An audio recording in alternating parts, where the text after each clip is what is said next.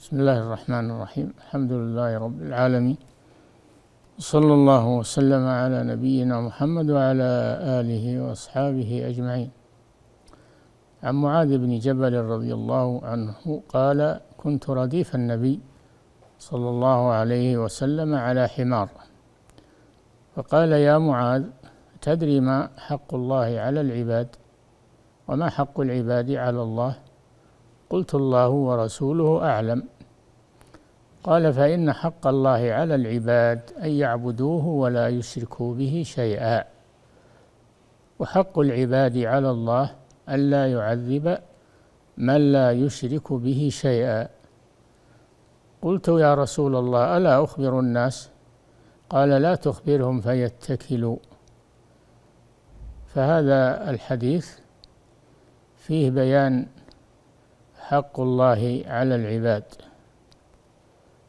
الذي أوجبه عليهم له سبحانه وتعالى، وهو أن يعبدوه ولا يشركوا به شيئا. وأجر هذا الحق ونفعه يعود على العباد، فإذا عبدوه حق عبادته أنعم عليهم ورزقهم ووفقهم وهداهم تولاهم، فهذا حقه عليهم وثمرته راجعة إليهم.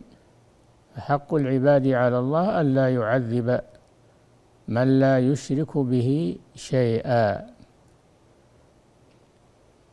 هذا ما تضمنه هذا الحديث العظيم، حديث معاذ بن جبل رضي الله تعالى عنه. فيه بشارة عظيمة للمؤمنين الموحدين أنهم يسلمون من العذاب، يسلمون من العذاب المؤبد. وأما العذاب الذي ينقطع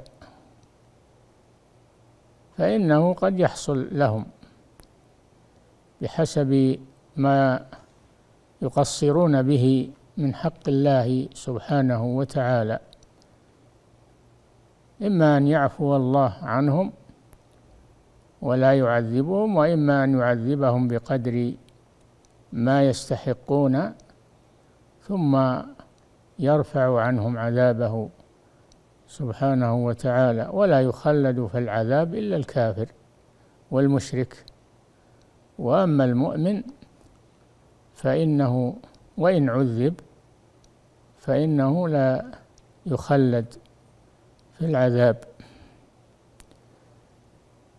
أو يعفو الله عنه، وهو إلى العفو أقرب سبحانه وتعالى.